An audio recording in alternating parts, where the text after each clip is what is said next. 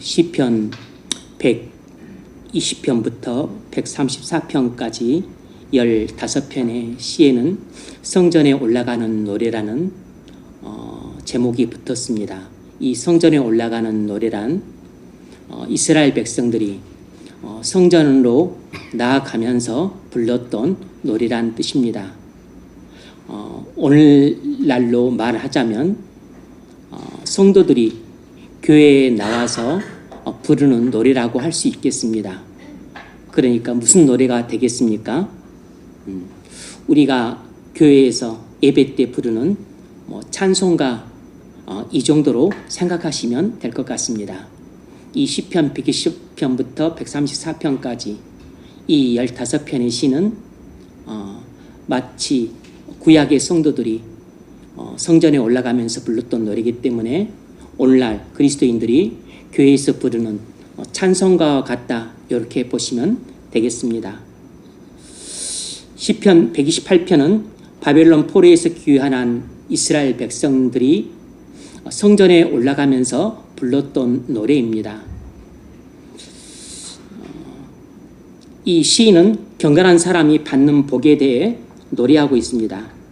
여호와를 경외하며 그의 길을 걷는 자마다 복이 있도다. 오늘 본문은 경건한 사람이 받는 세 가지 복에 대해 말하고 있습니다. 시편 128편은 경건한 사람이 받는 세 가지 복에 대해 말하는데, 첫 번째 복은 직장의 복이고, 두 번째 복은 가정의 복이고, 세 번째 복은 교회의 복에 대해 이야기를 하고 있습니다. 오늘은 이 세 가지 복 중에서 경건한 사람이 받는 첫 번째 복, 이 직장의 복에 대해서만 살펴보겠습니다. 1절, 여호와를 경외하며 그의 길을 걷는 자마다 복이 있도다.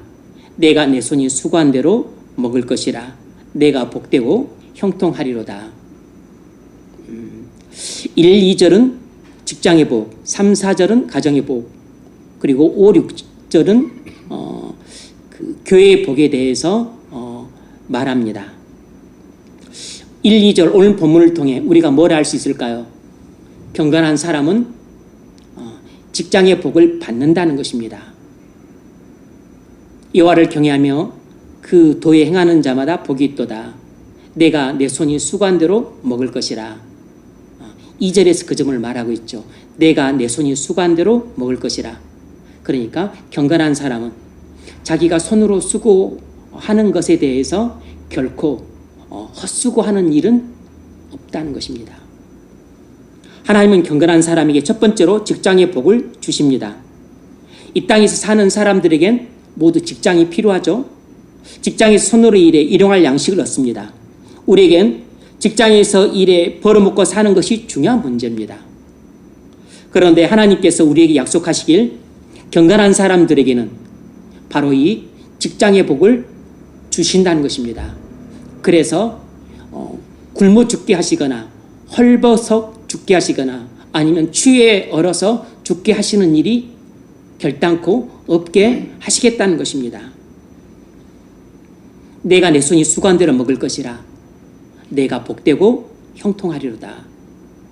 그러므로 우리가 경건한 사람이 된다면 우린 하나님의 약속대로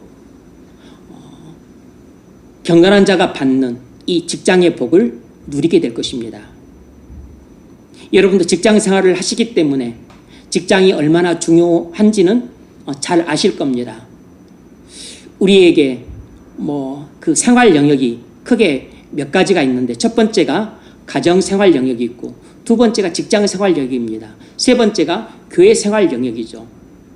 또 하나 굳이 또 따로 떼어내자면 그냥 일반 사회생활 영역이라고 이렇게 말할 수 있는데, 이것이 직장 생활하고 많이 결부되어 있죠. 그러니까 크게 우리의 그냥 삶의 영역은 가정, 직장, 교회 이렇게 되는 것입니다. 그러니까 하나님이 경건한 사람에게 주시겠다 약속하신 세 가지 복은 결국 우리 인생 전체에 복을 주시겠다는 약속과 같은 것입니다. 가정과 첫 번째 직장, 그 다음에 두 번째 가정, 세 번째 교회의 복입니다. 우리 생각에는 보통 가정, 직장, 교회 이렇게 말하니까 가정의 복을 먼저 주신다고 말해야 될 것 같은데 이상하게 순서를 직장의 복을 먼저 주신다고 말씀하셨어요. 여기도 다 일리가 있고 그리고 이것이 논리적인 순서입니다. 가정보다 직장이에요. 왜냐하면 직장이 없는 상태에서는 가정을 꾸리기 어렵기 때문입니다. 누군가가 결혼하려면 직장이 있어야 돼요.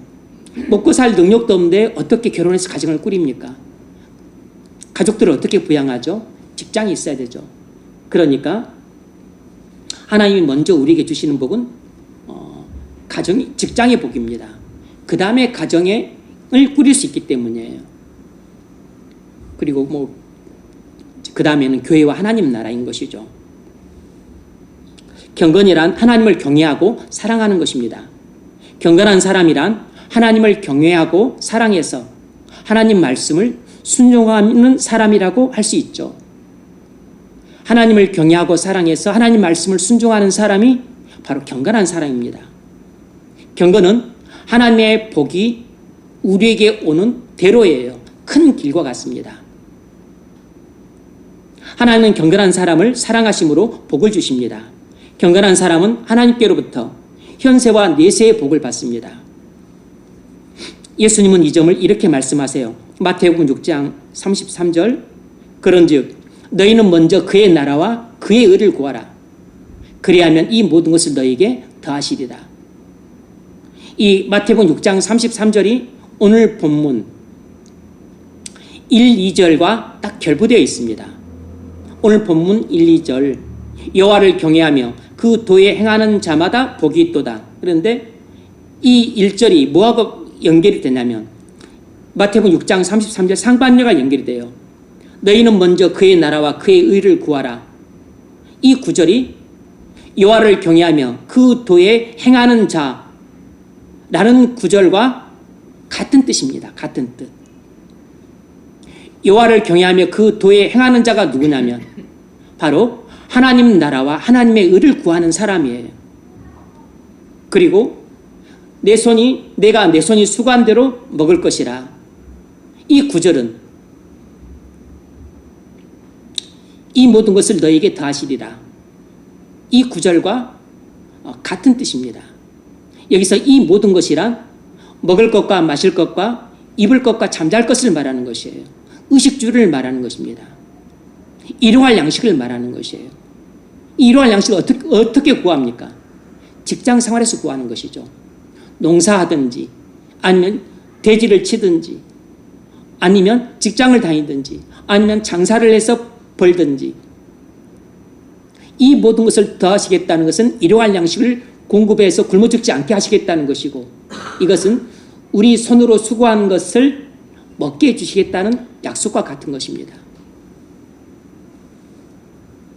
그러니까 무슨 말이냐면 경건한 사람이 되면 직장의 복을 주시겠다는 약속이에요. 이 마태복음 6장 33절도 결국은 시편 128편 1, 2절을 조금 더 그 신학적인 용어로 해석해 주고 있다고 말할 수 있습니다. 예수님은 우리에게 경건한 사람이 되면 먹고 사는 문제를 해결해 주겠다고 약속하셨어요. 그러니까 구약이나 신약에서 공통적으로 약속하는 바는 경건한 사람은 직장의 복을 받는다는 것입니다. 뭘 알 수 있습니까? 바로 경건한 사람은 먹고 사는 문제가 해결된다는 것이에요. 하나님은 경건한 사람에게 일용할 양식을 공급해 주시겠다고 선언하고 계신 것입니다. 그러니까 마태복음 6장 33절 말씀과 같은 뜻인 것이죠.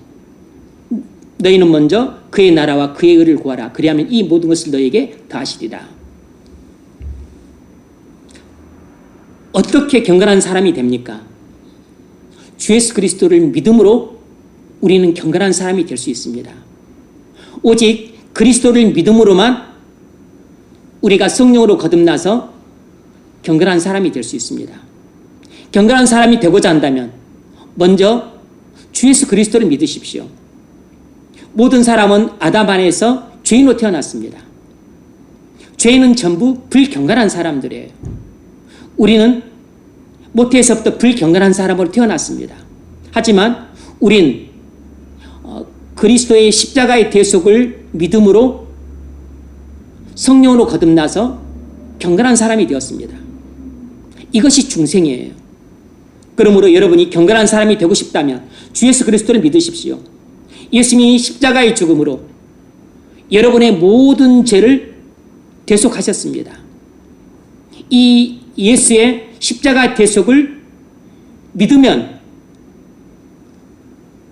경건한 사람이 됩니다. 여러분이 경건한 사람이 된다면 하나님은 여러분에게 직장의 복을 주십니다. 일생도록 여러분에게 일용할 양식을 공급해 주세요. 사실 이 약속은 이미 오래전에 에레미야 때 새 언약을 통해서 우리에게 약속해 주신 것일 뿐만 아니라 하나님의 모든 은혜 언약에서 항상 약속하셨던 바예요.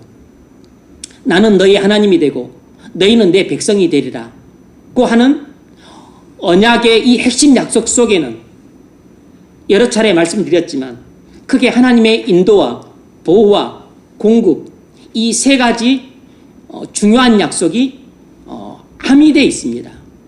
그래서 이 공급이 무엇입니까? 우리에게 영혼에 필요한 은혜도 주시겠다는 것이지만 영혼의 양식도 주시겠다는 것이지만 우리 육체에 필요한 육체의 양식도 공급해 주시겠다는 약속이에요. 이건 그럴 수밖에 없는 것이 여호와는 우리의 선한 목자가 되시기 때문에 양떼인 우리에게 먹을 걸 주셔야죠. 풀을 주셔야 되고 그리고 마실 물을 주셔야 됩니다. 그러니까 영혼의 그 꼴과 물도 주셔야 되지만 육체의 꼴과 물도 주셔야 돼요. 그리고 우리가 또 잠잘 수 있는 우리도 주셔야 됩니다. 우리 영혼은 그리스도 품 안이 우리니까 그 우리 안에 들어가지만 우리 육체는 집이 필요해요. 그래서 선한 목자 되신 주님은 우리가 영혼만 갖고 있는 게 아니라 육체도 갖고 있기 때문에 영혼과 육체에 필요한 그런 필요한 것들을 공부해 주시겠다고 이미 오래전에부터 계속해서 약속해 오셨던 바예요. 이게 특별한 약속이 아닙니다. 이 128편 1, 2절의 약속이 또 3, 4절, 5, 6절이 특별한 약속이 아니라고 이미 은혜 언약에서 여러 차례 반복해서 약속하셨던 내용들입니다.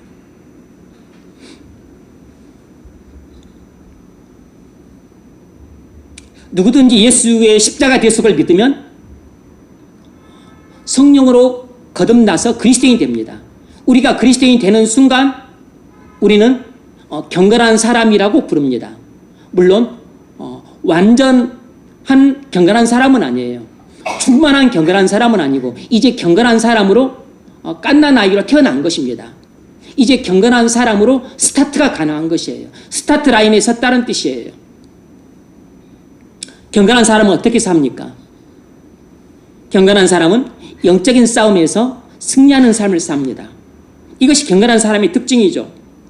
경건한 사람은 소극적으로 죄를 피합니다. 시편 1편 1절 복 있는 사람은 악인의 길을 쫓지 않냐고 지인의 길에 서지 않냐며 오만한 자리에 앉지 않냐고. 이 말은 전부 무슨 말이냐면 여기서 복 있는 사람이란 경건한 사람을 가리킵니다. 그리스도인을 가리키는 것이에요. 경건한 사람은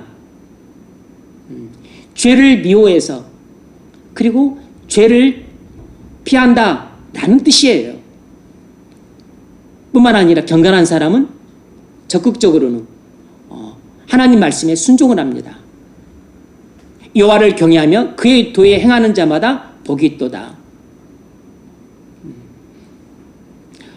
왜 경건한 사람의 가장 중요한 특징이 순종이냐면 경건한 사람은 근본 마음이 하나님을 경외하고 사랑하고 신뢰하기 때문에 그 경외와 사랑과 신뢰가 순종으로 나타날 수밖에 없어요. 그래서 경건한 사람의 가장 중요한 핵심 특징은 바로 이 순종에 있습니다. 여러분, 경건한 사람의 가장 중요한 특징은 하나님 말씀을 순종하는 데 있습니다. 우리가 장로교에 다니냐 감리교에 다니냐 중요하죠. 우리가 개혁주의냐 아니면 그냥 또 일반적인 복음주의냐, 이런 것도 중요합니다. 어떤 신학이냐, 어떤 신앙이냐 하는 것도 중요하지만 이런 것도 중요하지 않다고 말할 수는 없지만, 그러나 정말로 중요한 것은 우리가 하나님 말씀에 순종하느냐 순종하지 않느냐 하는 것이에요. 우리가 장로교고 청교도 계획주의 신앙을 갖고 있다고 한들 하나님 말씀에 순종하지 않는다면 이것이 다 무슨 소용이 있겠습니까? 편중만 울리는 것이지 아무짝에 쓸모없는 것입니다. 청교도 계획주의 신앙을 가진 사람들은 일반적인 복음주의 신앙을 가진 사람들보다 자부심이 강해서 때로는 은연중에 우월감을 갖고 다른 신앙을 가진 사람들을 낮춰보는 경향이 없지 않아 있습니다. 그런데 정작 우리가 그들보다 더 메마르고 차갑고 그리고 사랑도 없을 뿐만 아니라 경건의 모양만 있고 경건의 능력이 없는 경우들이 있습니다. 다소간 우리는 또 비판적이고 냉소적이기까지 해요. 개혁주의 신앙과 교리만 강조할 뿐 하나님 말씀에 순종하지 않으면서 맨날 교리와 신학 타령만 한다면 그게 무슨 소용이 있겠어요?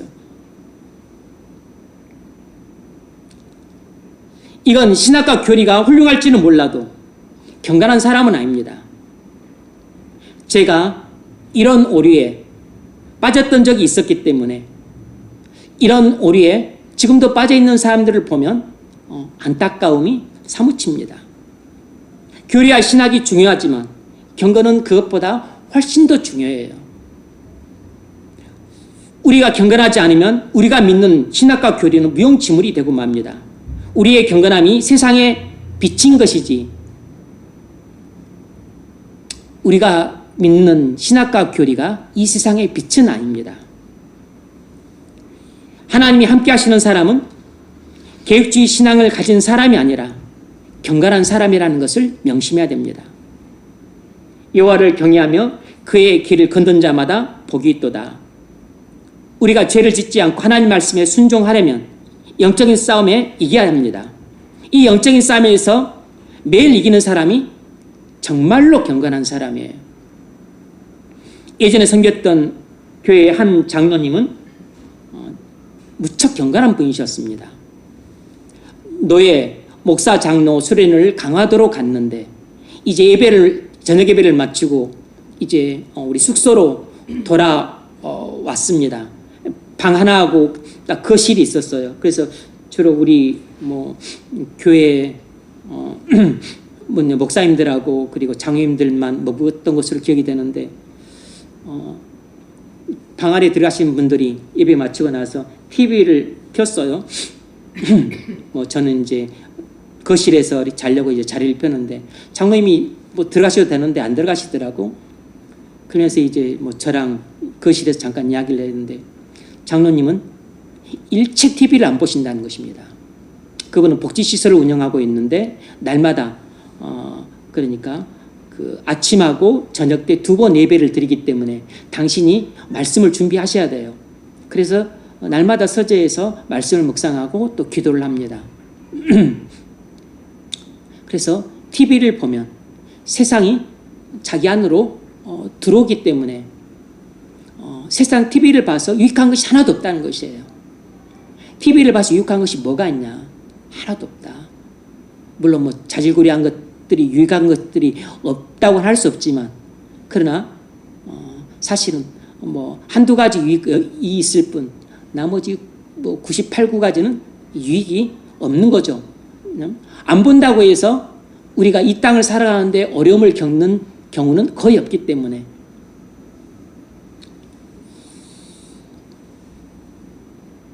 그래서 마귀가 TV를 통해서 우리에게 세상을 심어주지 않냐. 그리스도인들이 깨어야 된다. TV를 계속 보고 있으면 정신세계가 완전히 세상 사람들처럼 됩니다. 이런 말씀을 저한테 하셨어요. 그 장로님은 이제 복지시설에서 매일 예배를 2번 인도를 하는데 준비가 제대로 안 돼서 예배가 흐트러지게 되면 꼭 사고가 터진다는 것입니다. 그래서 약간 정신이 오락가락 하신 그런 할머니, 할아버지들도 많이 계신데 이런 또 치매 걸리고 하신 분들이 그냥 밖에 나가서 그냥 그 근처가 이제 산이기 때문에 산으로 그냥 들어가 버리시고 하면 찾아다녀도 못 찾는 지경이 되면 또 부랴부랴 또 경찰서에 또 연락을 해서 경찰들이 와서 또 밤새도록 또 이렇게 또 찾는다는 것이에요. 할아버지 할머니들을. 그러니까 늘 긴장 상태에 긴장을 늦출 수 없다는 것입니다. 그분은 중졸이신데 32살에 장로가 되셨어요. 그런 정도로 뜨거운 열심이 있었습니다. 양계 사업을 하시다가 쫄딱 망했습니다. 비닐하우스에 살면서 이제 먹고 살 것이 없어요. 뭐 배운 것도 없지, 가진 것도 없지, 그리고 부모한테 의지할 것 없지. 이미 가정은 꾸렸지. 먹고는 살아야 돼. 먹고 살 것이 없습니다. 그러니까 그냥 주구장창 하나님께 나 기도만 한 것이에요. 근데 하나님께서 말씀을 하셔서 비록 비닐하우스이지만 불황자들, 노숙인들, 또 치매 노인들, 장애인들 이런 분들을 모아다가 복지시설을 시작한 것이에요. 비닐하우스에서부터. 얼마나 고생을 하고 힘들게 살았는지 모릅니다. 그 경기도 광주 산속 깊은 곳에서 겨우 땅을 사서 원래는 복지시설 지을 수 없는 곳이에요. 그런 데는 그린벨트 지역이니까 복지시설 지으려고 하는데 사업 허가가 안 나요.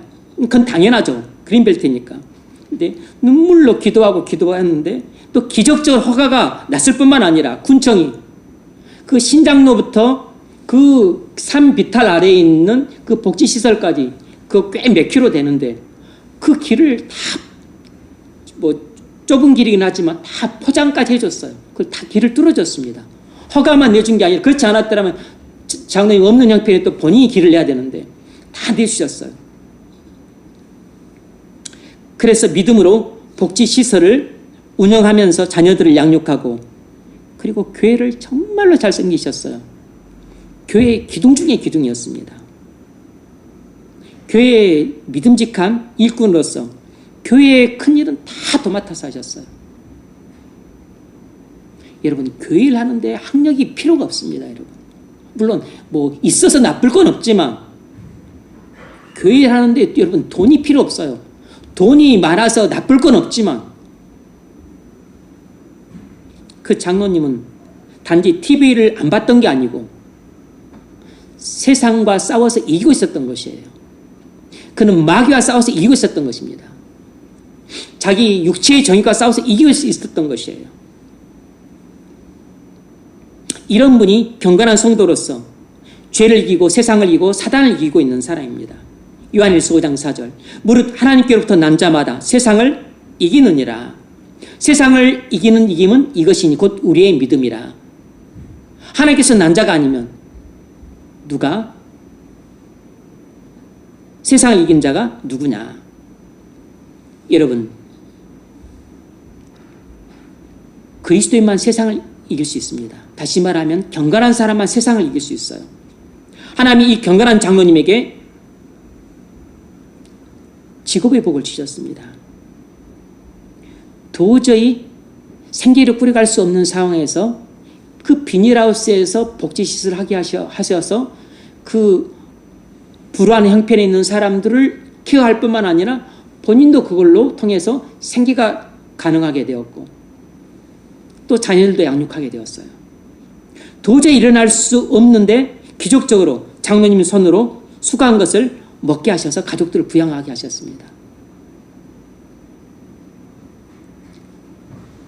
그분이 가족들을 부양하겠다고 기도하는 거 팽개치고 하나님께 길을 묻지 않고 하나님의 보호를 받으려고 하지 않고 본인 힘으로 가족들을 부양하려고 했더라면 아마 다른 길로 갔을 겁니다. 여러분은 세상을 이기고 있습니까? 세상을 이기는 사람이 경건한 사람이에요. 요한일서 2장 15절 이 세상이나 세상의 것들을 사랑치 말라.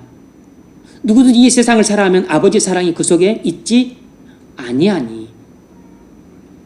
세상을 사랑하는 사람은 불경건한 사람입니다. TV를 사랑하는 사람, 불경건한 사람입니다. 영화를 사랑하고 또 게임을 사랑하고 그리고 먹고 마시고 노는 걸 사랑하는 사람, 이런 불경건한 사람입니다.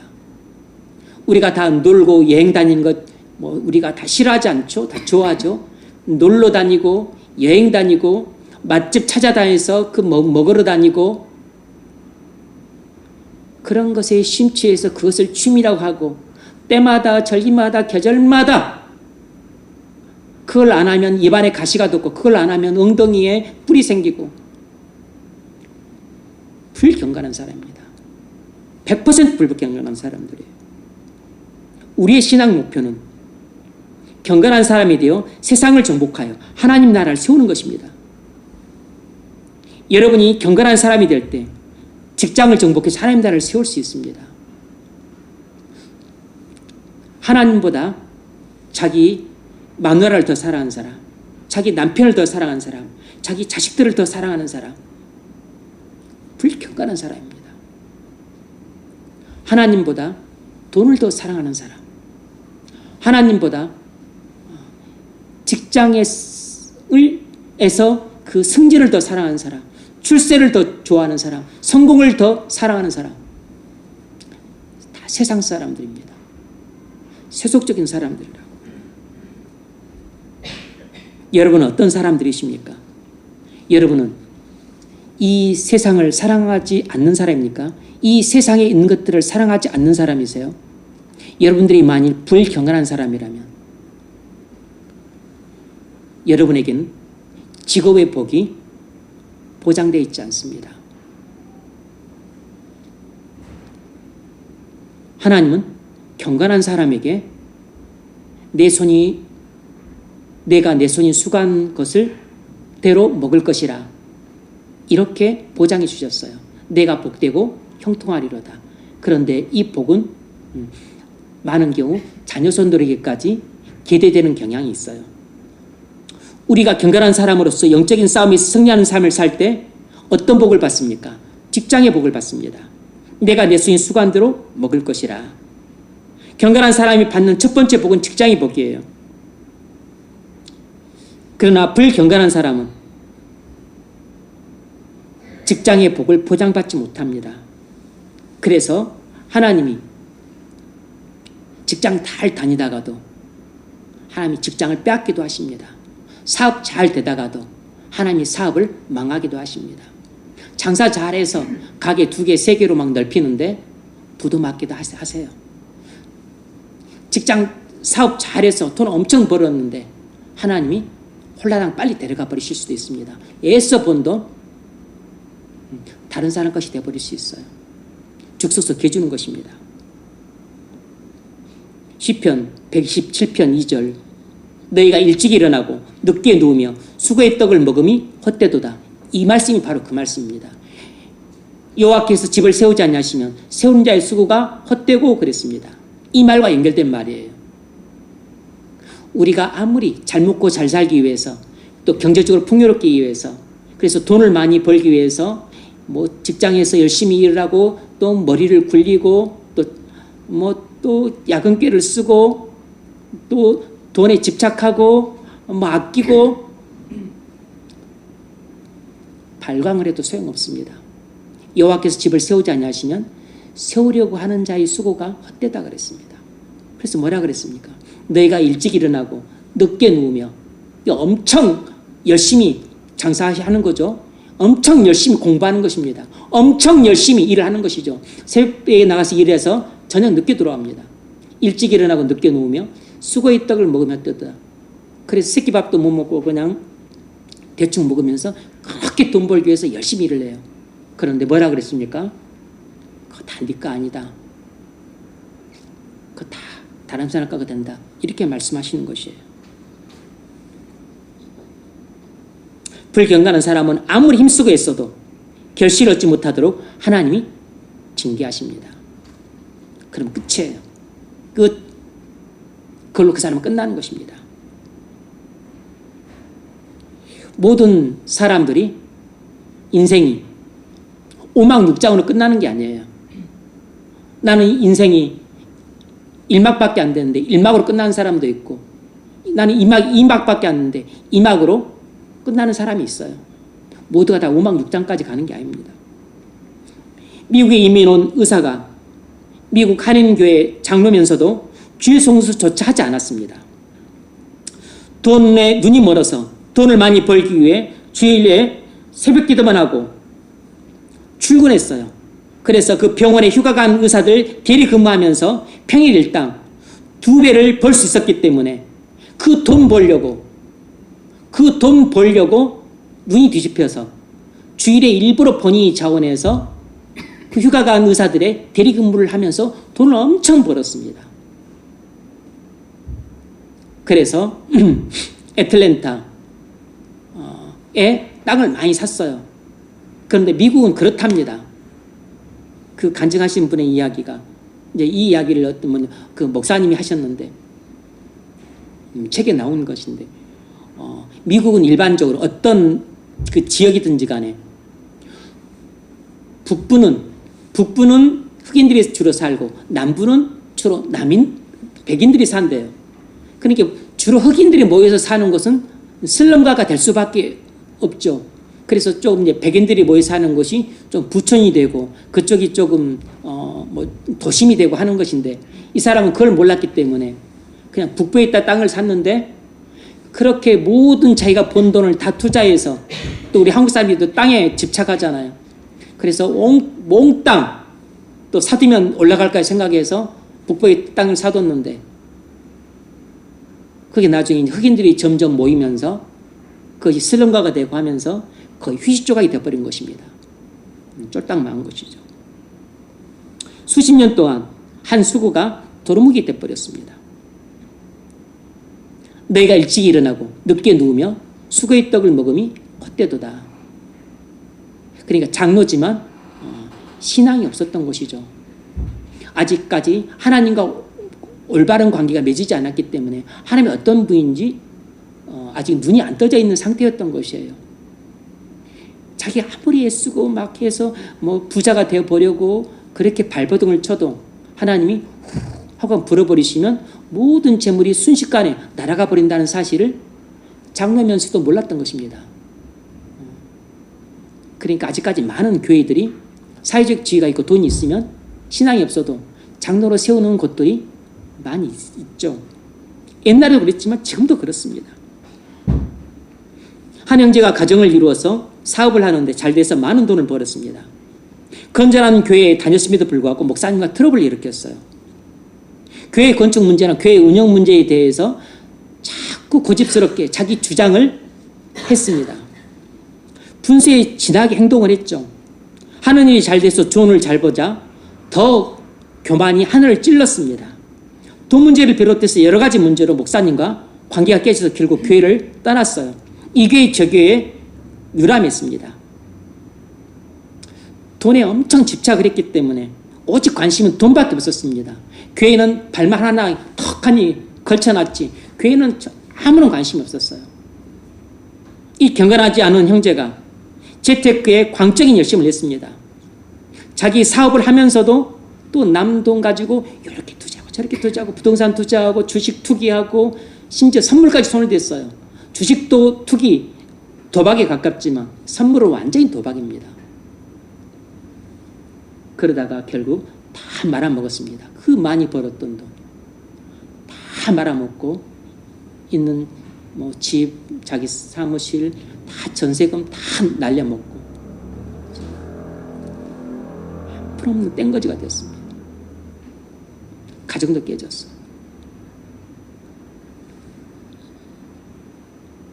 학계 선지자가 이런 사람을 향해서 하고 있는 하나님의 경고의 메시지가 있습니다.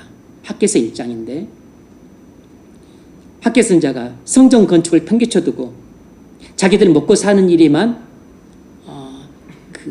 혈안이 되어 있는 유대인들에게 이렇게 하나님의 경고의 메시지를 날렸습니다. 학계서 1장 4절 이 성전이 황무하였거늘 너희가 이때 완벽한 집에 거주하는 것이 옳으냐. 너희가 무슨 말이죠? 너희는 내 백성이지만 무척 불경건하구나.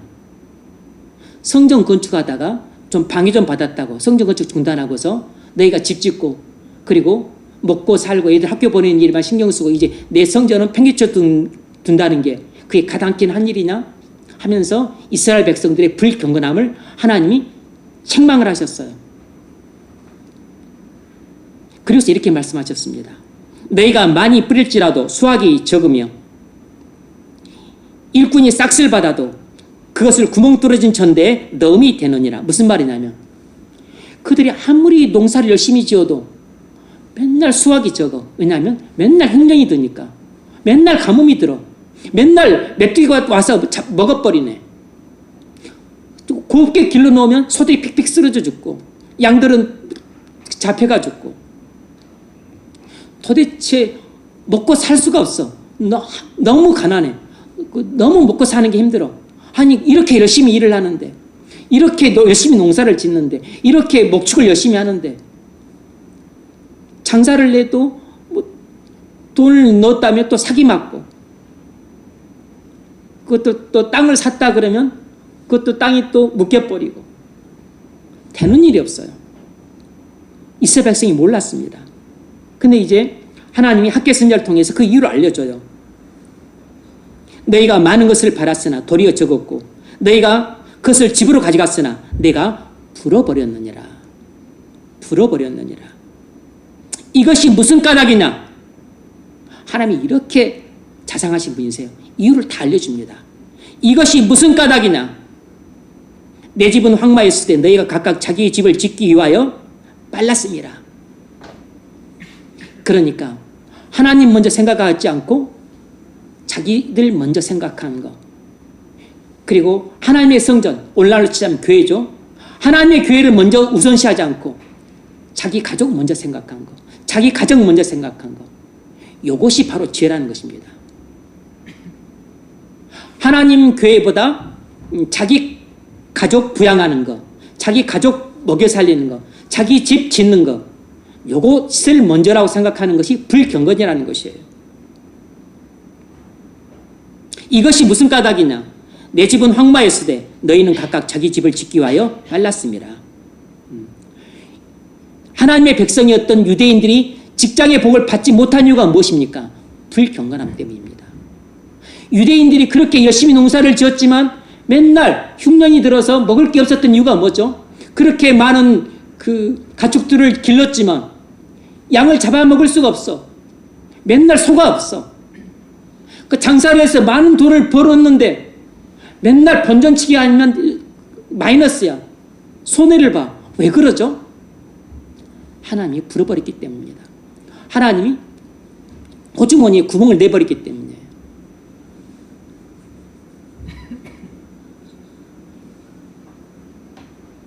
손으로 수고하는 모든 일에 한재를 들게 하였느니라. 무슨 말이냐면 한재, 재앙을 보냈다는 것입니다. 가뭄이 들게 하고 홍수를 보내고 사고가 나게 하고 사기를 당하게 하고 주식 투자에서 망하게 하고 부동산 값 떨어지게 해서 못 내서 경매에 팔려가게 만들고 손으로 수고하는 모든 일에 내가 재앙을 보냈다는 것입니다. 뭔 말이죠? 하나님은 불경건한 자에게 자기 손으로 수고한 것을 먹게 하지 않는 것입니다. 하나님은 불경건한 자에게 자기 손으로 수고한 것을 먹게 하겠다는 보장을 해주지 않으세요. 만일 여러분 중에 불경건한 자로 살면서 늘 하나님보다 자기가 먼저고 그리고 하나님의 교회보다 자기 집, 자기 가정이 먼저야.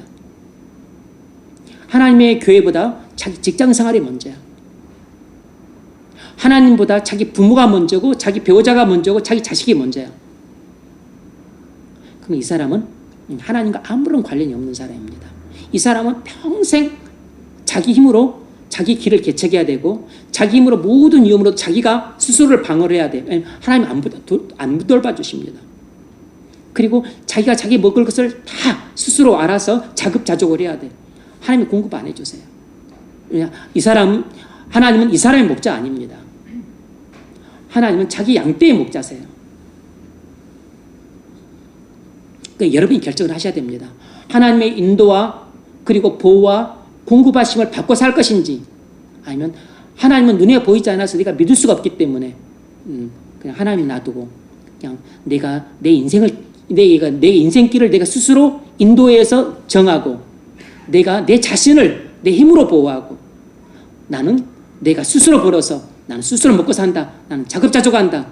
이렇게 살 것인지 둘 중에 하나를 꼭 결정을 하셔야 돼요. 이쪽에도 한 오른발 들이고 저쪽에도 왼발 들이고 그렇게 하면 안 됩니다. 그것이 아주 이제 그 기회주의자죠. 기회주의자. 하나님도 섬기고 만몬신도 섬기고 이 사람들이 가장 그 영악한 기회주의자들입니다. 만몬신을 겉으로는 하나님을 섬기고서 속으로는 만몬신을 섬기는 사람들입니다.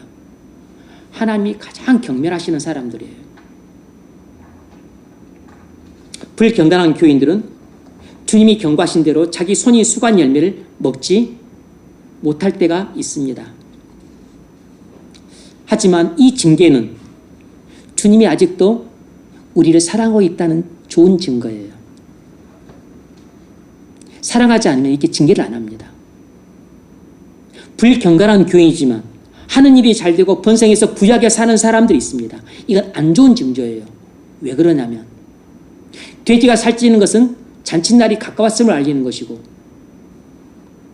악인이 형통하는 것은 심판날이 가까웠음을 알리는 징조이기 때문입니다. 잘 기억하셔야 됩니다. 돼지가 살찌는 것은 잔칫날이 가까웠기 때문이고 악인이 그렇게 형통하는 것은 하나님의 심판날이 가까웠기 때문에 내버려 두고 계신 것이에요. 여러분이 불경건한 자임에도 불구하고 직장의 복을 받고 있다면 그건 아직도 하나님이 여러분을 긍휼히 여기고 계시기 때문임을 아셔야 됩니다. 여러분이 경건하게 잘 살아서 하나님이 복을 주고 계신 것이 아닌 것입니다. 여러분이 손으로 수고했지만 그 열매를 먹지 못하고 있다면 내가 혹 불경건한 자라서 징계를 받고 있는 건 아닌지 한번 생각할 필요가 있습니다. 혹시 내가 하나님을 우습게 여기고 돈에 집착하고 있지 않나 생각해 보십시오. 사람이 떡으로만 사는 것은 아니지만 떡이 있어야 살지. 이런 마인드를 가진 사람은 하나님과 돈을 함께 섬기고 있는 사람이에요. 기회주의자입니다. 사람이 돈으로만 사는 것은 아니지만 돈이 있어야 자본주의 사회에서 사람 대접받지. 이런 세속적인 마인드를 가진 사람은 워낙 많아서 평범해 보이지만 성경은 이런 마인드를 가진 사람을 불경건한 사람이라고 정의를 내립니다. 하나님의 말씀을 믿지 않고 자기 생각을 믿는 불경건한 사람이 되지 마십시오. 왜냐하면 여러분이 일찍 일어나고 늦게 누우며 수고의 떡을 먹음이 헛된 일이 일어날 수 있기 때문입니다. 하나님은 모든 불경건한 사람에게 일찍 일어나고 늦게 누우며 수고의 떡을 먹는 것이 헛수고가 되게끔 하실 수 있습니다. 결국 영원한 관점에서 볼 때 그가 직장에서 수고해서 그렇게 출세를 하고 그렇게 성공을 하고 그렇게 높은 자리에 오르고 그렇게 남들이 부러워할 만한 것들을 다 가졌는데 어느 날 그것들이 순식간에 다 빼앗기거나 아니면 다 이루었는데 하나님이 내가 생각지도 못하게 하나님이 오라고 하셔서 내가 하늘로 가야 될 수 있습니다. 그럼 많은 것들이 다 다른 사람 겁니다. 다른 사람 것이 돼버려요. 죽소서 개주는 것입니다.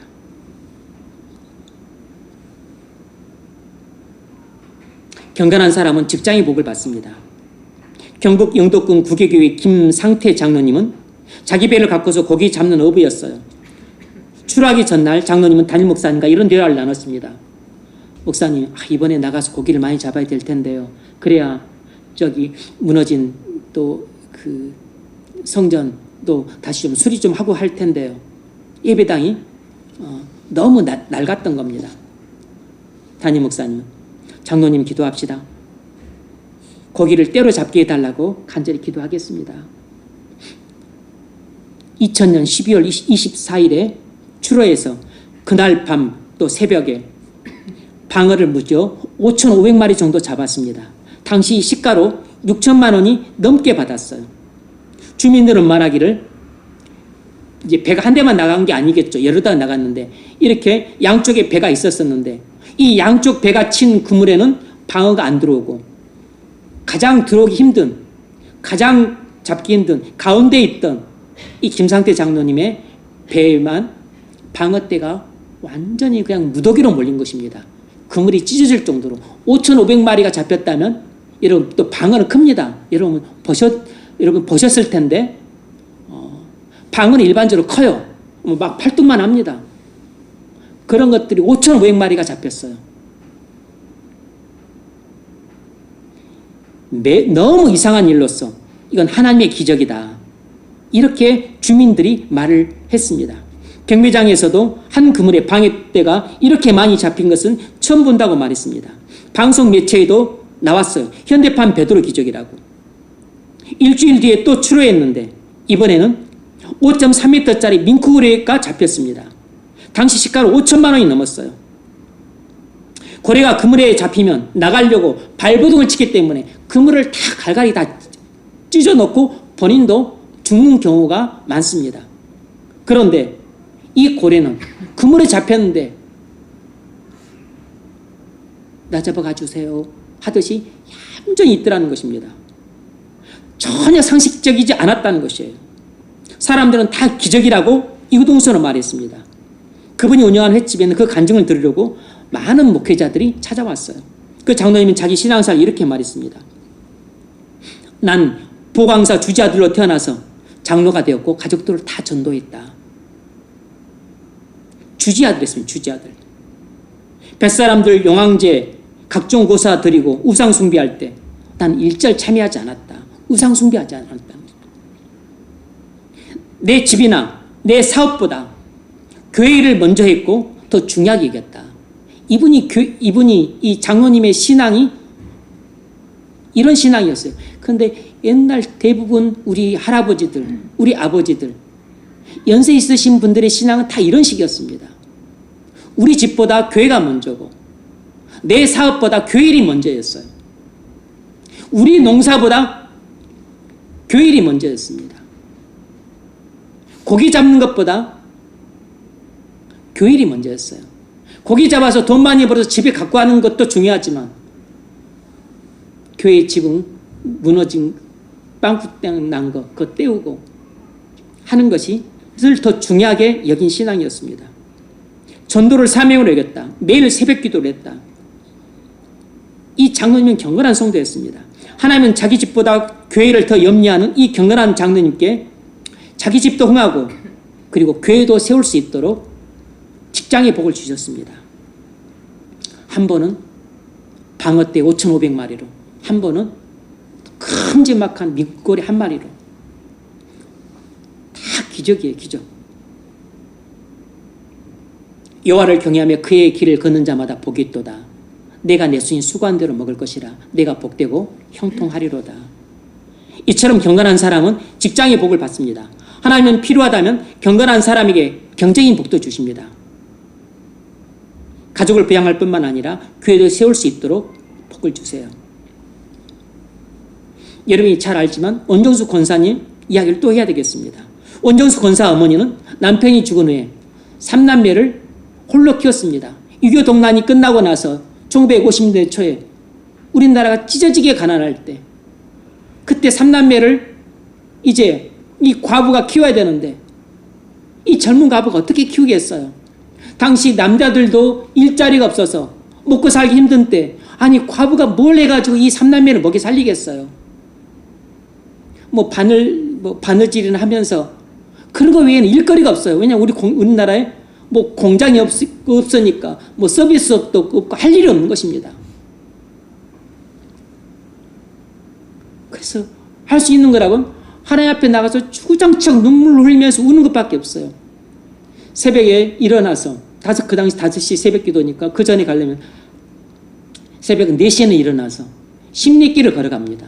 십리면 4km죠. 십리길을 걸어가서 교회 예배당 가서 그 차가운 교회 마룻바닥에서 그 사풍이 부는 겨울철에도 울며 불며 기도를 하고 또 십리길을 돌아오는 것입니다. 1시간 걸어가서 갔다가 1시간 가서 다시 오는 거예요.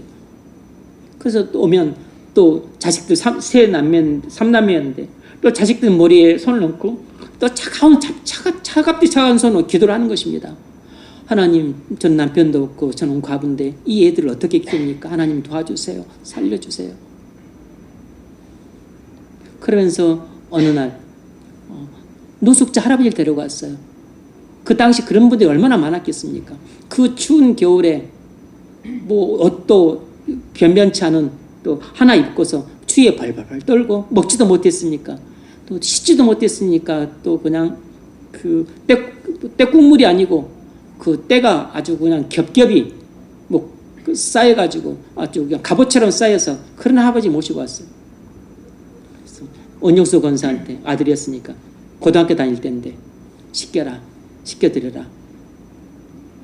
그래서 이제 자기 어머니가 뜨거운 물 해가지고 또 씻겨드리고 그리고 자기도 그 삼촌이 입다가 준 내복 그것도 새 거라서 안 떨어지면 그것밖에 없는데 자기가 입을 건데 할아버지한테 내주라 그래서 또 내주고 자기들도 이제 그 밭이나 논에 떨어진 거 배추 싹 떨어지고 뭐 무청 떨어지고 그런 것들 또 풀뿌리 그런 건 탁 해가지고 그걸로 이제 그냥 거기 죽을 써먹는 거죠.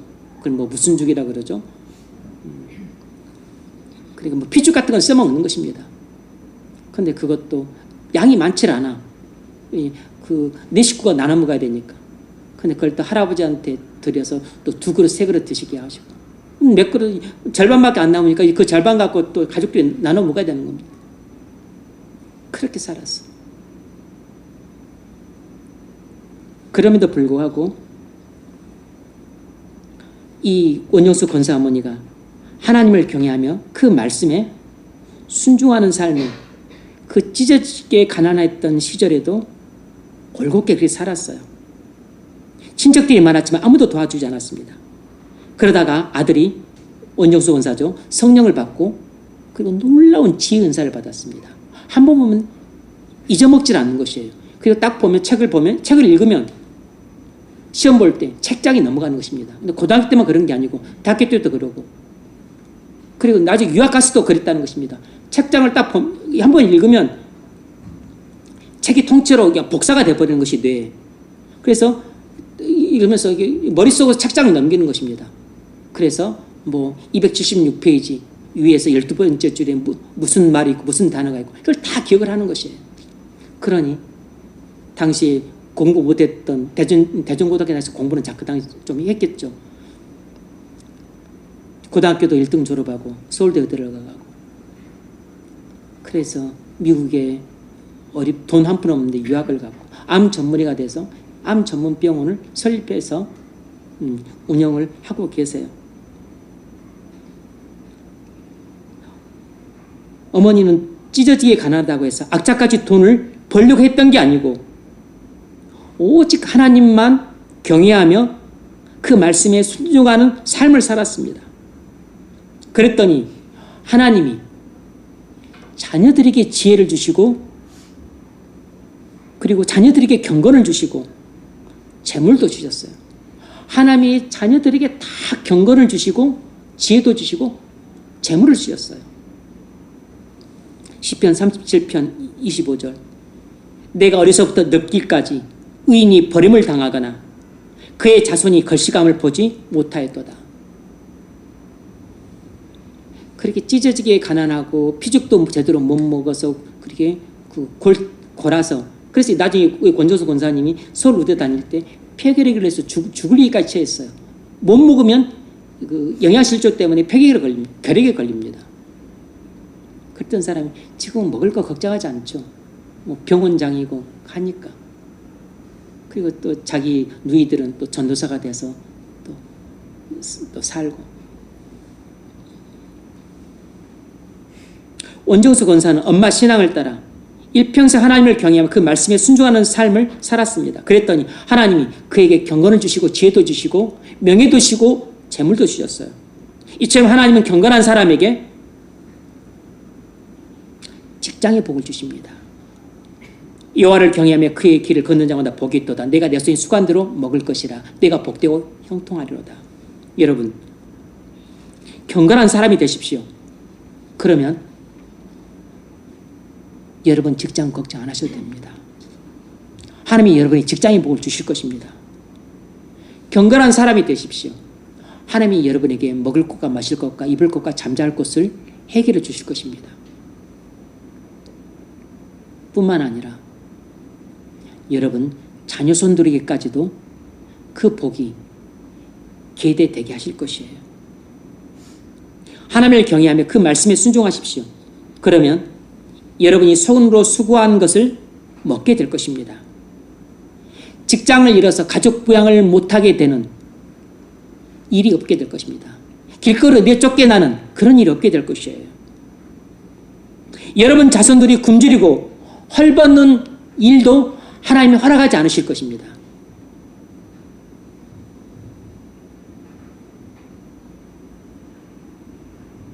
내가 어려서부터 늙기까지 의인이 버림을 당하거나 그의 자손이 걸식함을 보지 못하였도다. 의인만 하나님이 공급해 주시는 것이 아니고 그의 자손들까지 먹을 것과 마실 것과 입을 것과 잠잘 것을 공급해 주십니다.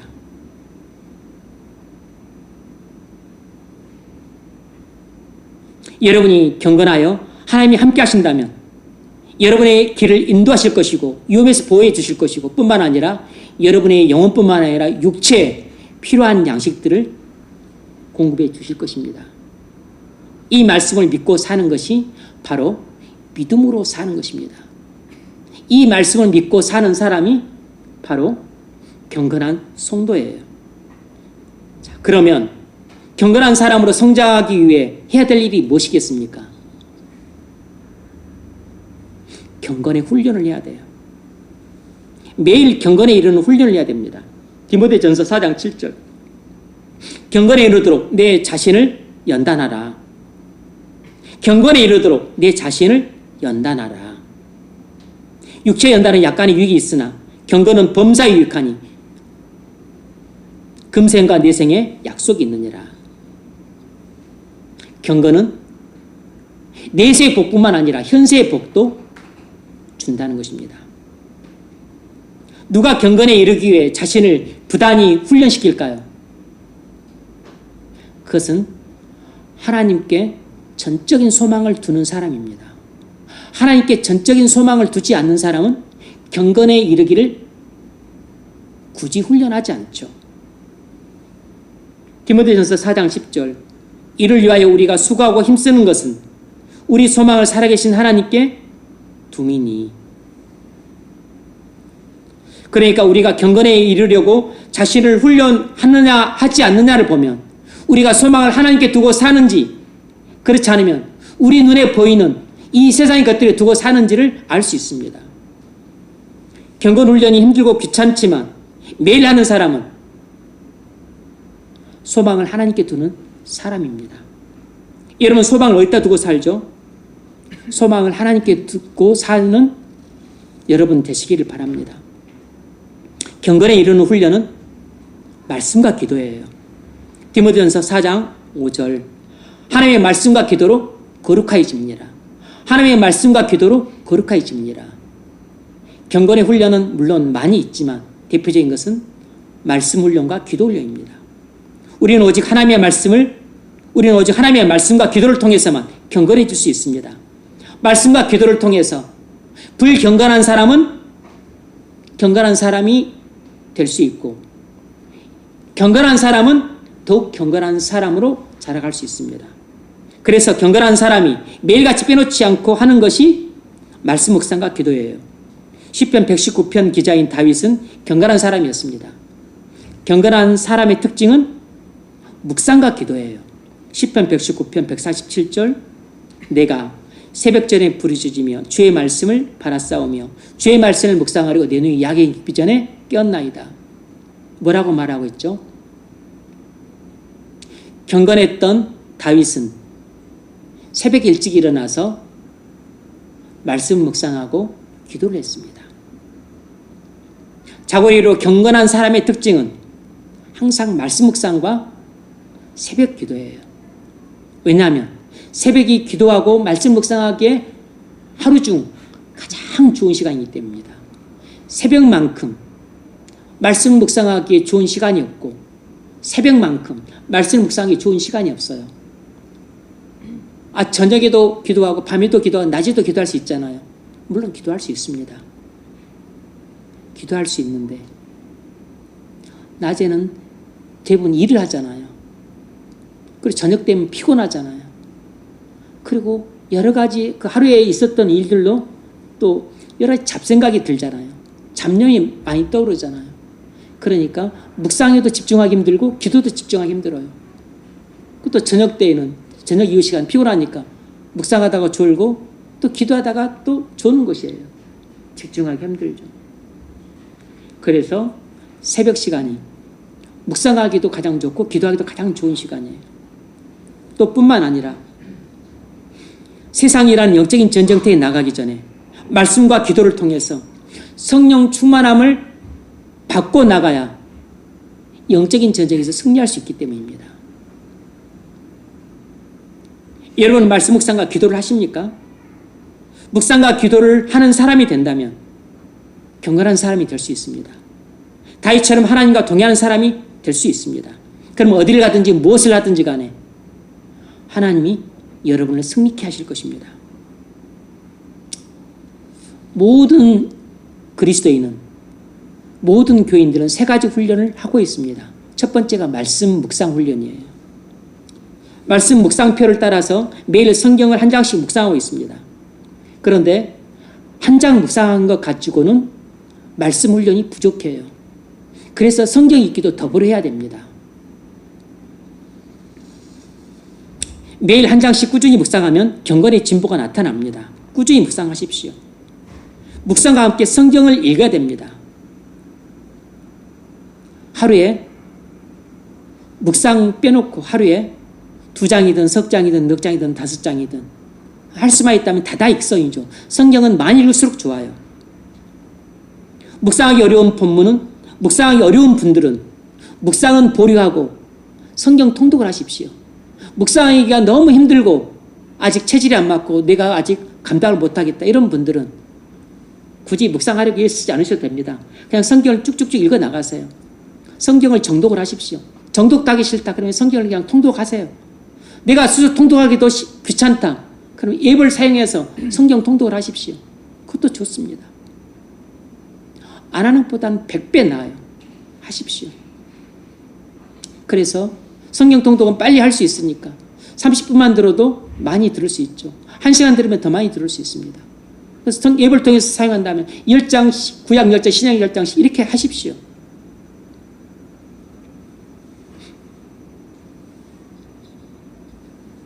처음 시작하기 힘들지 한번 시작하면 재미가 들려서 계속 할 수 있습니다. 하기 싫다는 감정은 죄성에서 나오는 것이고 신앙훈련에 대한 이런 반발심은 사단이 주는 악한 충동입니다. 이런 감정과 충동에 휘말리게 되면 아무것도 못해요. 여러분, 지면 죽습니다. 이겨야 살아요. 우리 마음은 날마다 그렇게 주지 않으면 부패하게 되어 있습니다. 묵상과 기도를 하지 않으면 은혜를 받지 못하므로 우리 마음이 부패에 들어갑니다. 그럼 경건이 퇴보예요. 지금 내가 경건이 예를 들면 한 5단계라 그래서 이게 절대 퇴보하지 않고 계속 더 상승할 것만 같지만 아닙니다. 상승은커녕 우리가 말씀 묵상도 하지 않고 기도도 하지 않고 예배도 소홀히 하고 그 책도 읽지 않고 무엇보다도 내가 순종하지 않는다. 그러면 우리의 경건의 단계가 퇴보를 합니다. 퇴보를. 마음이 부패하게 되므로 퇴보를 하게 돼요.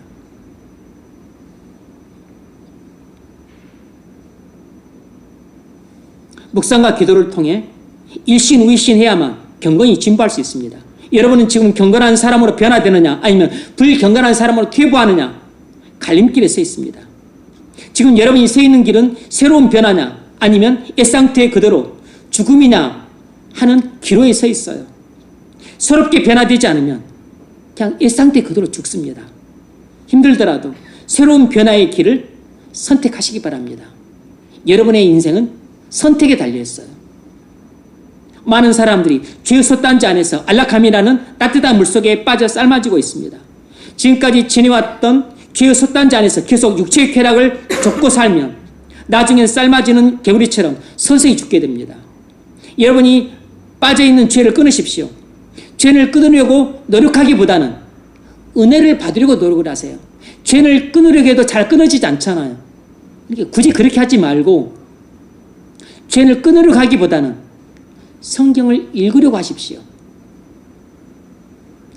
죄를 끊으려고 해서 죄를 끊기보다는 여러분이 성경을 읽어서 은혜를 받고 변화됨으로써 새로워짐으로써 죄를 끊는 것이 훨씬 더 빨라요. 훨씬 더 빠릅니다. 여러분들이 죄가 믿고 싫고 죄를 끊고 싶다면, 죄를 끊고 싶은 진정한 마음이 있다면 먼저 성경 읽기부터 시작을 하십시오. 성경을 읽게 되면 5분이라도 기도를 하게 됩니다. 짧게라도 기도를 해요. 성경을 읽지 않으면 기도도 안 하지만 기도한다고 한들 별 의미도 없는 기도예요. 그 식기도에 가까운 기도입니다. 거의 쓸모없는 기도입니다. 한 장을 읽더라도 성경을 읽고 기도를 하십시오. 그러면 내가 읽었던 한 말씀이라도 붙들고 기도를 하죠. 항상 순서가 있습니다. 말씀이 먼저고 기도가 그 다음이에요. 그래서 나는 말씀과 기도 이 두 달 할 시간이 없다. 둘 다 할 시간이 없다. 하나밖에 못 하겠다. 그러면 말씀을 읽으십시오. 둘 다 할 시간이 없다. 그러면 성경을 읽으십시오. 그리고 나서 나중에 기도를 1분만 하셔도 됩니다. 나중에 기도를 3분만 하셔도 돼요. 나중에 기도를 5분만 하셔도 됩니다. 먼저 성경을 읽으십시오. 그리고 그 다음에 기도를 하세요. 은혜 받기에 가장 좋은 수단은 성경입니다. 은혜 받기에 가장 쉬운 방법은 성경 통독이에요. 성경 통독은 경건한 사람이 되는 데도 중요한 수단이지만 경건은 훈련하는 데도 중요한 수단입니다. 은혜를 구하려면 주실 때까지 구하십시오. 은혜를 찾으려면 찾을 때까지 찾으십시오. 은혜의 문에 들어가려면 열 때까지 두드리십시오.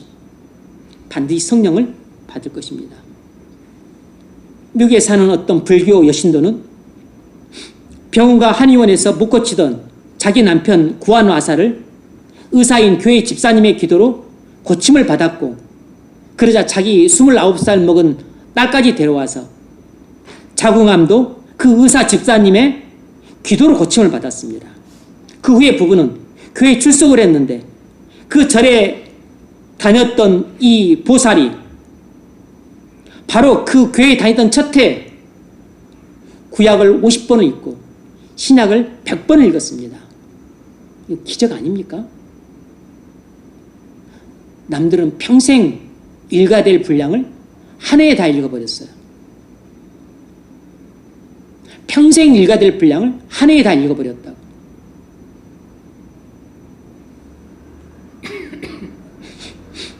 그러자 초고속으로 집사가 되고 권사가 되고 여전대회 회장이 되고 놀라울 정도로 신앙이 자라고 경건이 자랐습니다. 경건한 권사님이 되셨어요. 여러분, 뭐든지 마음먹기에 달렸습니다. 평생 절에만 다니던 60대 보살도 1년도 안 돼서 성경을 100번씩 읽었는데 왜 수십 년 교회를 다녔던 우리가 1년에 성경 1독도 못한단 말입니까? 우리도 맘만 먹으면 얼마든지 1년에 성경 2독도 하고 3독도 하고 10독도 할 수 있습니다. 성령께서 우리에게 성경을 사모하는 마음을 부어주시길 바랍니다. 성경을 사모하는 마음만 있으면 아무리 직장이 바빠도 우리는 성경을 읽을 시간을 냅니다. 아침밥을 안 먹어서라도 내요. 냅니다. 네. 점심 먹는 시간을 줄여서라도 냅니다. 시간을 내요. 경건훈련 두 번째는 새벽 기도죠. 마가복음 1장 25절. 예수님도 새벽 기도를 하셨습니다. 새벽 오히려 미명에 예수께서 일어나 낙 한적한 곳으로 가사 거기서 기도하시더니, 여러분, 왜 특별히 새벽 기도를 강조하냐면 일반적으로 새벽에 기도 못하면 기도 못하기 때문입니다. 직장이든 학생이든 가정주부든 그냥 우리는 하루 종일 일반적으로 바빠요. 그래서 가장 조용하고 그리고 한적하고 그리고 여유롭게 좀 시간을 낼 수 있을 때가 새벽 시간입니다.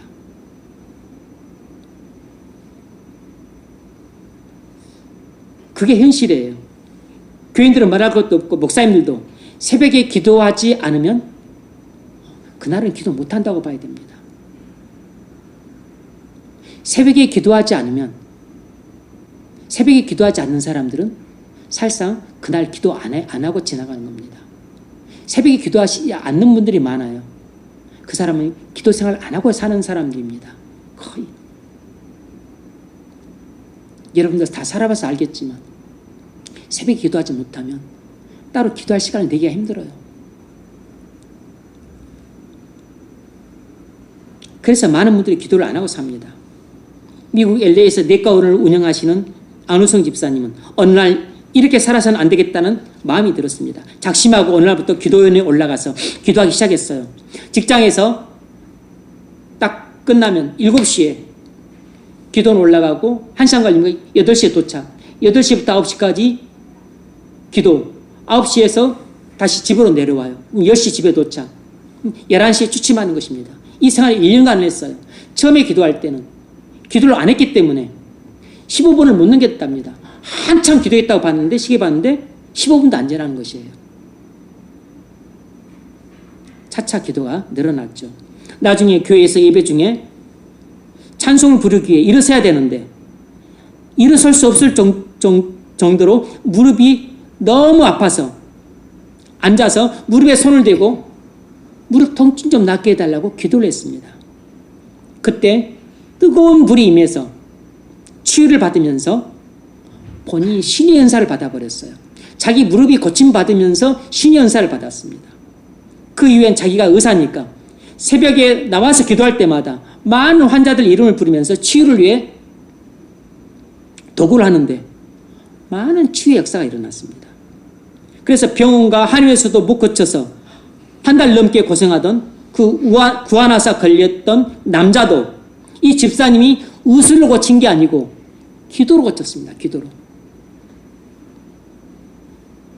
그리고 그 남자의 딸의 자궁암도 이 집사님의 기도로 암세포가 다 죽는 일이 일어났어요. 엄마가 집사님 기도할 때 우리 딸 자궁암 암세포 다 죽게 해주세요. 이렇게 기도해 주세요. 어떻게 암세포가 다 사멸합니까? 그렇게 기도해 주세요, 목사님. 근데 정말로 그렇게 요청되어 기도를 했는데 암세포가 다 사멸되었어요. 암 전문의가 암세포가 다 사멸되어서 수술할 필요도 없다고 다 나았다고 이렇게 선고하더라는 것입니다. 여러분 새벽을 깨우십시오. 그러면 새벽에 도우신 하나님을 만날 수 있습니다. 이사야서 46장 15절 하나님은 우리의 피난처시요 힘이시니 환난 중에 만날 큰 도움이시라. 새벽에 하나님이 도우시로다. 우리는 새벽에 하나님이 도우시로다. 이 말을 엄청 은혜를 받고 기억을 하는데 물론 이 말씀 중요합니다. 근데 이 말씀보다 더 중요한 말씀은 바로 이 앞구절이에요. 하나님은 우리의 피난처시라. 이 말씀이 중요한 말씀인 겁니다. 하나님이 어떤 분야를 믿는 게 중요해요. 새벽에 기도하면 우리를 도와주신다. 이걸 아는 것도 중요하지만 더 중요한 것은 하나님이 우리의 피난처시라는 것을 믿는 게 중요하다고. 하나님이 우리의 힘이시라는 것을 믿는 게 중요해요. 하나님은 환난 중에 만날 우리의 도움이시라는 것을 믿는 게 중요한 것입니다. 그 믿음이 있어야 내가 새벽에 일어날 의욕이 생기는 것입니다. 내가 새벽에 자발적으로 일어나게 되는 것이에요. 내가 새벽에 오는 잠을 물리치고 벌떡 일어나서 조금 피곤하지만 예배당에 나가서 기도를 하는 것입니다.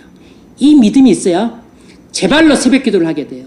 이 믿음이 생기면 누구라도 새벽 기도를 합니다. 이 믿음이 없으니까 새벽에 일어날 의욕이 없는 것입니다. 새벽에 일어날 마음이 없는 것이에요. 새벽을 그렇게 잠으로 다 써버리는 사람은 은혜의 보고를 다 놓칩니다. 하나님 앞이 은혜의 보좌잖아요. 하나님 앞이 은혜의 보고인데 하나님 앞으로 나가지 않으니까 그 사람은 돈을 많이 벌어서 풍족하게 살지는 모르고 집은 넓어서 뭐 또 편하게 살지는 모르고 뭐 직장이 좋아서 사람들이 부러워할지는 몰라도 그 사람은 하나님과는 거리가 가장 먼 사람입니다. 그 사람은 평생 은혜를 모르고 그렇게 살다가 죽게 돼요. 불행한 거죠. 비참한 겁니다. 아주 처참한 것이에요.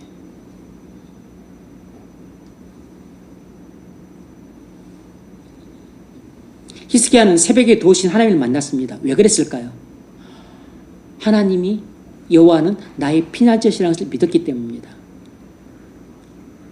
다윗도 새벽에 도우신 하나님을 만났어요. 왜죠? 여호와는 나의 힘이시라는 것을 믿었기 때문입니다.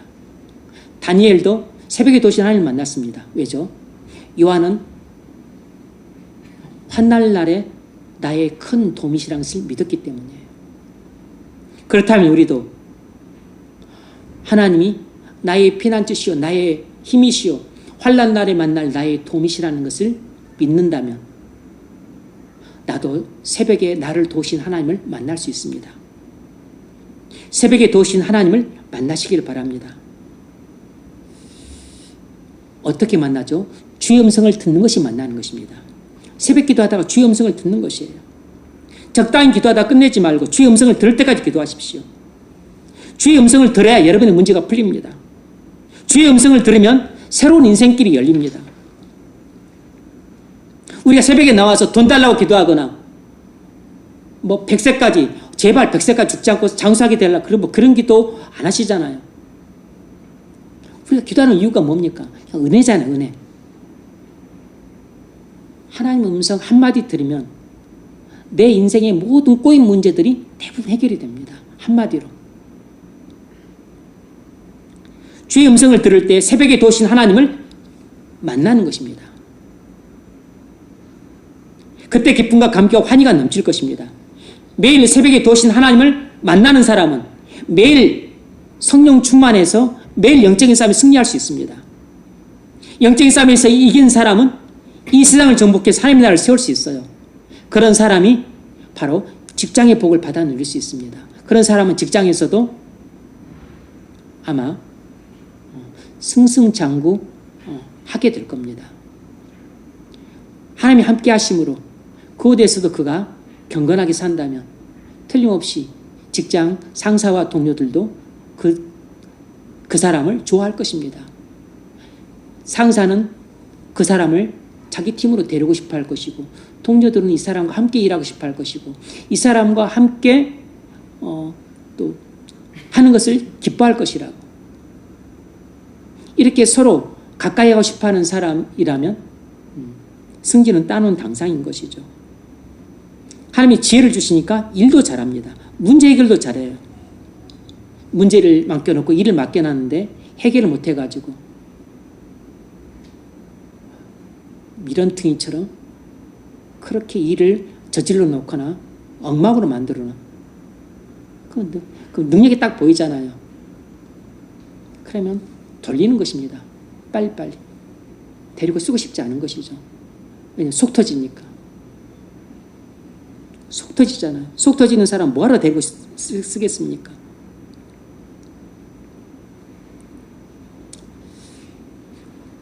공예배 참석도 훈련입니다. 예배는 하나님이 백성을 만나기 위해 지정하신 예식이에요. 그러므로 하나님은 예배에 임재하십니다. 하나님을 만나기를 열망하는 마음을 갖고 나온 사람은 예배 때 하나님을 만납니다. 예배 때 하나님을 만난다고 해서 어떻게 하냐면 내가 예배 때 말씀을 듣고 은혜를 받아요. 그리고 하나님께서 내게 뭐라고 말씀하시는지 하나님의 음성이 들립니다. 그냥 목사님이 그냥 뭐 이렇게 저렇게 말했을 뿐인데 그 목사의 말 이면에서 그 목사의 말을 타고 흐르는 선율을 통해서 그 이면에 하나님이 내 영혼에만 말씀을 하세요. 내 영혼에만 말씀을 하시는 겁니다. 그리고 하나님이 나한테만 찾아오셔서 나를 안아주십니다. 나한테만 찾아오셔서 당신의 얼굴빛이 비춰주세요. 애들이 엄마 얼굴을 보면 막 빵긋 웃죠. 울다가도 엄마 얼굴을 보면 안도감을 느낍니다. 그것처럼 우리 영혼도 하나님의 얼굴을 보게 되면 안도감을 얻습니다. 평안을 얻어요. 마음이 기쁘다고. 여러분이 예배 후에 그렇게 마음이 은혜를 받고 평안을 얻게 되었다면, 불안과 두려움과 그리고 걱정이 사라지고 마음이 평안해지고 기쁨이 넘치게 되었다면, 여러분 예배 가운데서, 예배를 통해서 하나님의 인자하신 얼굴을 본 것입니다. 얼굴빛이 여러분 마음에 비춰진 것이에요. 예배 때 하나님을 만나시기 바랍니다. 이런 경건의 훈련의 목표가 뭘까요? 1차 목표는 성령 충만함을 받는 것입니다. 오직 성령으로 충만함을 받으라. 너무 늦었으니까 그냥 제가 좀 생략을 하겠습니다. 궁극적 목표는 경건한 사람으로 성숙해 가는 것입니다. 우리의 신앙 목표는 경건한 사람으로 성숙해 가는 것이에요. 그리스도인이 됐다고 해서 충분히 경건한 사람이 된 게 아닙니다. 이제 막 그리스도인이 된 사람은 경건한 갓난아이예요. 우린 평생 경건한 사람을 자라가야 됩니다. 베드로서 3장 18절, 오직 우리 주 곧 구주 예수 그리스도의 은혜와 그를 아는 지식에서 자라가라. 자라가야 됩니다. 이미 그리스도인이 되어서 경건한 사람이 되었다 할지라도 날마다 그리스도 안에서 하나님과 친밀한 교제를 나눔으로 은혜를 받아서 자라가야 돼요. 그리스도 안에서 하나님과 친밀한 교제를 나눔으로써 은혜를 받을 때만 자라갑니다. 친밀한 교제를 하지 않으면 은혜를 받을 기회도 없으니까 자랄 수도 없죠. 친밀한 교제를 통해서 은혜를 받을 때만 자라갑니다. 그러니까 말씀 묵상도 안 하고 기도도 안 하고 이런 사람은 하나님과 교제를 안 하니까 자라갈 수도 없을 뿐만 아니라 무엇보다도 은혜 받을 기회가 없어요. 그러니까 경건한 사람으로 변화될 기회를 얻지 못하죠. 말씀을 맺겠습니다. 하나님은 경건한 사람에게 직장의 복을 주십니다. 여호와를 경외하며 그의 도에 행하는 자마다 복이 있도다. 내가 복되고 형통할 것이라. 내가 내 손이 수관대로 먹을 것이라. 복되고 형통하리로다. 경건한 사람은 직업의 복을 받습니다. 합당한 노동의 대가를 거두게 돼요. 하나님이 일용할 양식을 책임져 주십니다. 때로는 만배의 복을 주셔서 자기 대뿐만 아니라 자기 자녀들, 손주대까지도 먹게 해주세요. 주 예수 그리스도를 믿으십시오. 그래서 경건한 사람이 되십시오. 매일 충만함, 성령 충만을 받으십시오. 그래서 더욱더 경건한 사람이 되십시오. 우리에게 날마다 하나님의 은혜가 필요합니다. 그래서 우리는 매일 그리스도 안에서 하나님과 친밀한 교제를 나눠야 됩니다. 하나님과 친밀한 교제가 우리가 경건한 사람으로 변화되는 열쇠고, 우리가 경건한 사람으로 성숙해 가는 열쇠예요. 하나님과 친밀한 교제, 말씀과 기도, 이것이 우리가 경건한 사람으로 변화되는 열쇠입니다. 우리가 경건한 사람이 돼야 하나님이 우리에게 주시는 첫 번째 축복, 직업의 복을 받을 수 있습니다. 내가 내 손이 수관대로 먹을 것이라. 내가 복되고 형통하리로다.